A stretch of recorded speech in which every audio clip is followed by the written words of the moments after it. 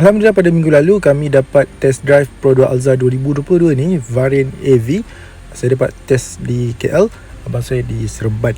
Dan kami bersetuju untuk menyatakan beberapa pengalaman pertama walaupun tak lama sangat sekejap, tapi kami hanya dapat berikan preliminary experience ataupun impression saja. Malangnya saya tak dapat nak merakam pemanduan tu sebab saya tak bersedia sebenarnya.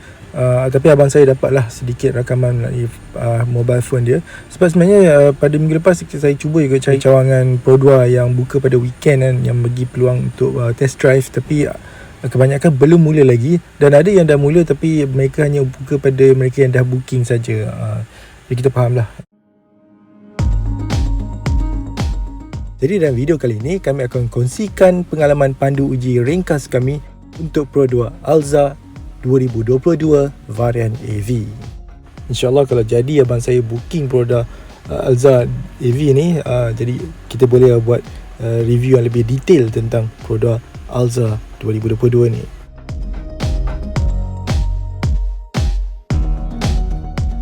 Okay, seperti yang kita tahu, Pro2 Alza ni dia lebih rendah daripada Pro2 Ativa 160mm saja sebab dah direndahkan. Jadi bila kita masuk tu, dia seolah macam masuk kereta sedan je. Lebih kurang saya rasa macam Alza lama, tinggi sedikit. Okay, bila kita start engine saja, kita akan dengar bunyi yang sama dengan dalam Pro2 Ativa.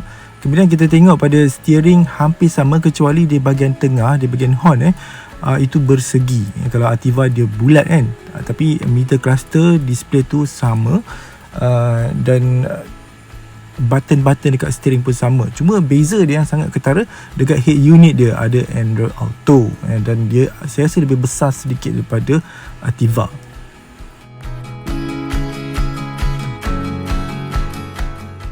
Esei yang membantu abang saya ialah Encik Fazli. Beliau menjelaskan bahawa Apple CarPlay masih belum lagi boleh digunakan dalam Pro2 Alza 2022 ni. Okay. Kalau nak parking, tarik ke atas. Nak turunkan, lampu dia mati dah, saya rasa. Yang ni brake hold. Brake hold ni bila bawa, contoh traffic light jam, malas nak tekan brake, so lepas dia akan hold. Pasal abang tekan minyak, dia akan jalan. Sistem ni sama dekat Honda. Ni abang on kan, okay, nanti bila traffic light abang tekan brake, kereta dah berhenti, abang lepas brake, dia takkan berjalan. Nak jalan abang tekan minyak, dia jalan balik. Pasal setiap kali abang tekan brake, berhenti, dia akan on sistem. Sepanjang jalan sekali tekan. Kita dah function tu. Tapi syarat dia kena pakai tali pinggang. Tapi untuk menggunakan auto hold tu, kita mesti pakai tali pinggang keledar.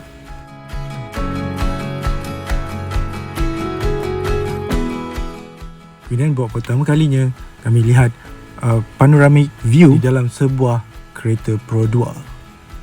Walaupun gambarnya tidaklah begitu sharp, tetapi saya rasa okey. Yang penting kita tahu apa objek yang ada di sekitar kereta kita. Ini depan, ini belakang, ini depan. Kalau nak gunakan panoramic view, just tekan button tu beberapa kali, kerana sekali anda tekan dia akan berubah view depan, belakang, kanan dan kiri. Sebenarnya kami pun tak bersedia untuk buat rakaman semasa memandu sebab kami tak sangka dapat test drive pada hari tersebut. Ada kamera phone saja, so takkan nak suruh SA tu pegang phone lama-lama kan. Tetapi insyaAllah ada peluang nanti kita akan buat lagi test drive yang lebih lama.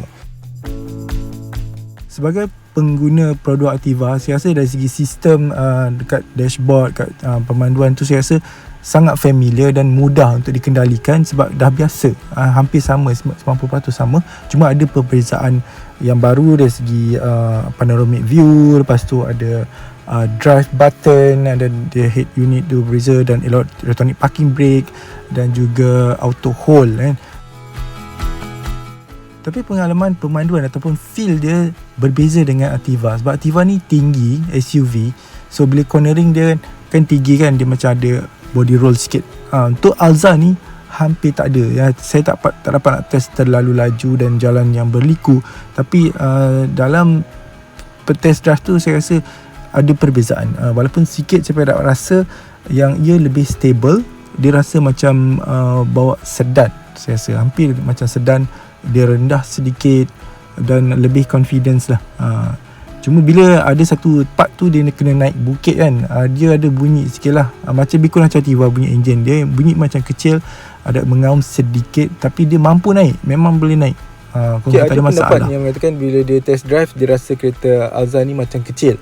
Tapi bagi saya lah, mungkin sebab hari-hari saya mandu Ativa ni, saya rasa bawa Alza ni rasa macam bawa kereta besar, macam bawa perdana contohnya lah, macam bawa sedan. Kemudian kalau nak bandingkan dengan Alza yang dulu, yang pernah saya drive dulu, memang totally different. Dulu kita rasa depan dia macam pendek saja, so lebih kurang macam Myvi ke sebenarnya kan, depan dia pendek. Yang ni depan dia panjang, memang terasa dia lebih panjang lah. Cuma bila kita tengok dengan depan kat dashboard saja, dekat meter cluster, kita rasa dia macam kecil sebab yelah pemandangan ni macam Ativa, sebab saya bawa Ativa. Tapi bila saya tengok side mirrors, bila tengok belakang, memang rasa kereta ni adalah kereta yang besar. Dari segi performance, NVH semua, saya tak boleh nak judge sebab saya tak cukup untuk judge semua tu. Cuma saya rasa dia tidak under power. Betul lah kata abang kan, dia memang tidak under power. Dia memang cukup. Kalau dia rasa macam lembab sangat, memang kita akan terasa sebab memandu sekejap saja kan. Tapi ini memang okey, smooth. Saya tak test lagi power button tu, tak sempat. Kalau saya ada peluang nanti, insyaAllah akan cuba power button, drive mode dengan eco mode, apakah perbezaan antara semua tu. Apa yang boleh kami katakan, abang saya pun setuju, Alza ni dia sangat selesa untuk dipandu, dan saya yakin sebagai penumpang juga akan rasa selesa juga di belakang, dengan ada aircon, ada armrest, lepas tu ada charging port dekat belakang. So jadi senang cerita memang convenient lah duduk di belakang. Dan sebagai pemandu juga akan rasa tenang bila orang kat belakang selesa, dan dengar cerita pun minyaknya sangat jimat. Yang itu saya tak dapat test lagi. So yang itu semua akan menambahkan lagi ketenangan dalam pemanduan, dengan ciri-ciri keselamatan yang canggih, yang ada auto cruise lagi. Itu pun saya tak dapat nak test, atau adaptive cruise control yang boleh follow tu kan, sampai stop. Itu saya tak dapat lagi nak test. InsyaAllah kalau jadi abang saya beli, saya akan test kereta dia habis-habisan. Sebelum beredar, sempat juga abang saya check dekat bahagian setting, dekat meter cluster. Dia kata hampir kesemuanya sama, cuma ada sikit pertambahan lah. Dari segi design, ada tambah design baru. Kemudian ada dia ada button drive kan, so kat tengah tu ada eco, ada drive dan juga power kat situ kan. Yang lain hampir sama dengan Ativa, memang Ativa AV lah maksudnya.